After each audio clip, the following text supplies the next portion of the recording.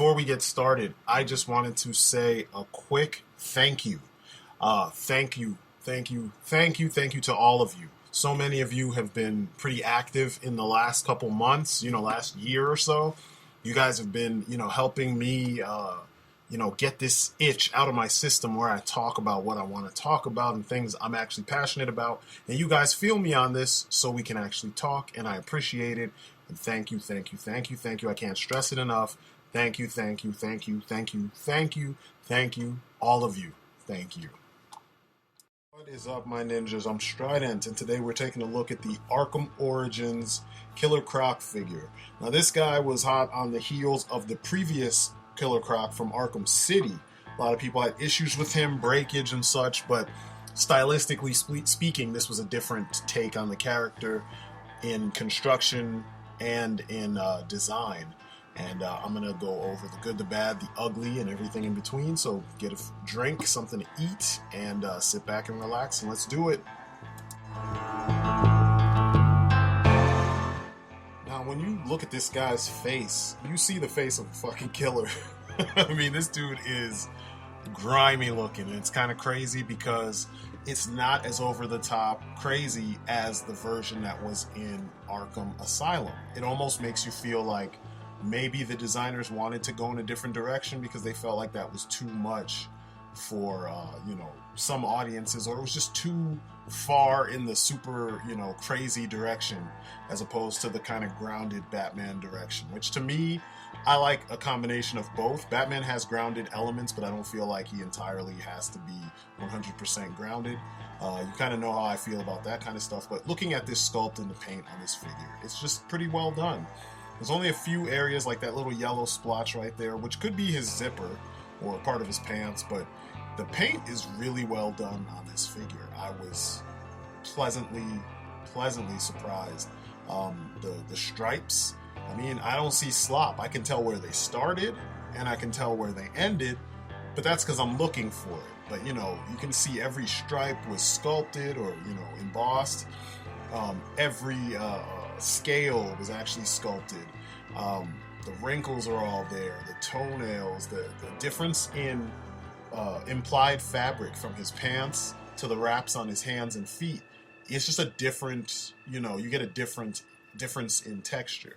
And that's what it's all about. I mean, you want him to feel monstrous.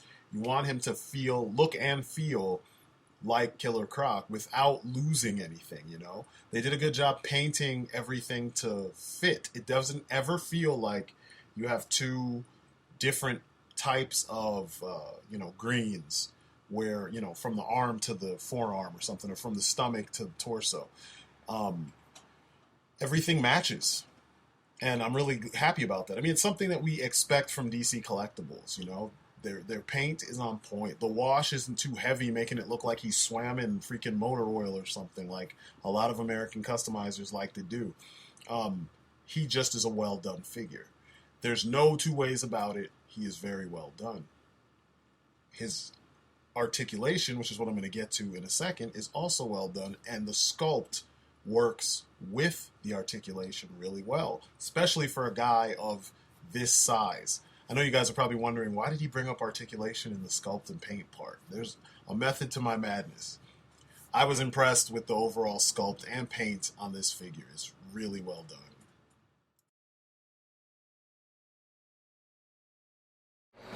Articulation. Start at the head, look up, look down, up, eye level, down. Arm moves up all the way about that far. Can go back in like that, goes up, down, bicep swivel, elbow, it's 90 degrees, well, less than 90 degrees. There's no wrist, but there is a wrist, no forearm, but wrist. And there is a hinge, so you can swipe it, folks.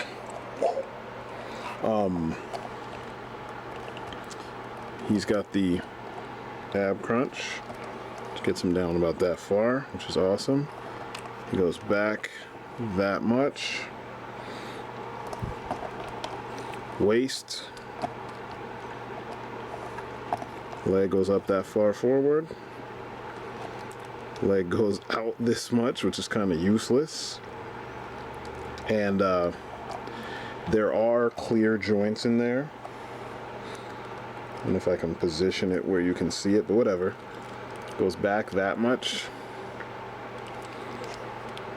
Can bend at the knee this much. His toes point that much, and then they come up about that much, and then they're on a swivel, so with the ankle pivot. Let me show you how much that works, because his legs don't really go that far, so that's the farthest he can get his legs out. Also at the knee, I meant to tell you this earlier, there's a swivel at the knee. And that is Killer Croc's articulation. Let me get him standing up again so he doesn't look funky. And you can see him. Clear joints all over the place.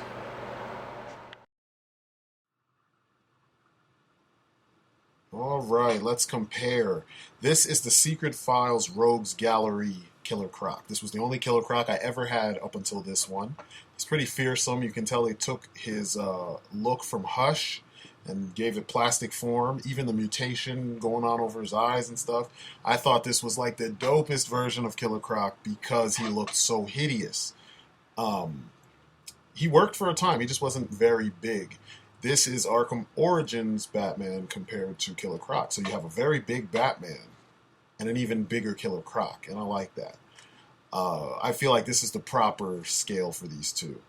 And then you have Akiba Red in comparison, which would be your figure arts comparison. So you kind of have the both ends of the spectrum. You know, you have your DC collectibles, and then you have your SH figure arts.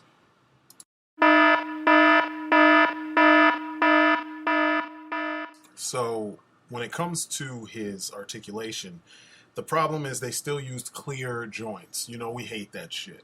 You can kind of see it here. That was the best pick I could get because he's so big that light likes to cast shadows all over the place. So it's really hard to get a clear look at the clear pegs. It's not a huge problem, you know, because he seems fairly sturdy because he's not super posable. But it's something that you should look out for. I noticed it while I was posing him and whatnot. You can see right here that on top of the clear joints, he also is kind of, there's a weird construction when it comes to how close and how tight everything fit.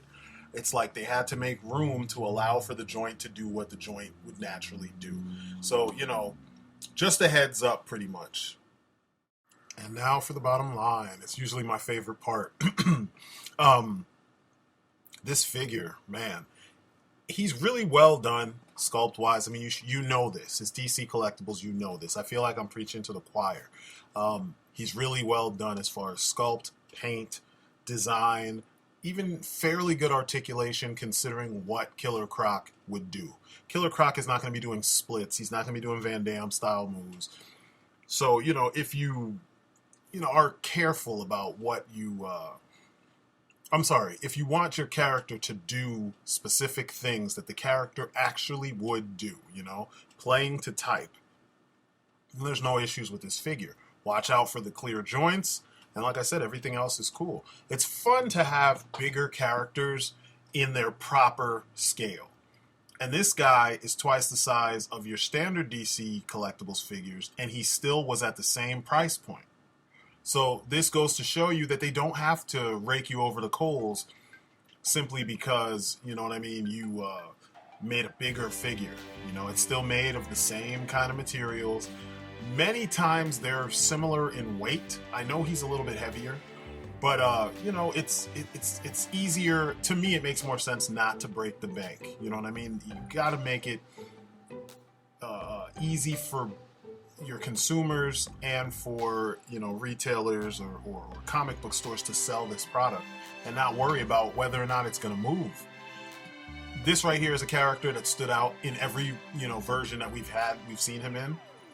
Granted, his boss fights are usually kind of simple, you know, because it's usually he does one thing, you counter the one thing, and then, you know, kind of a very cinematic grab attack and counter kind of takes place, or you're trying to dodge being grabbed by him in the first place.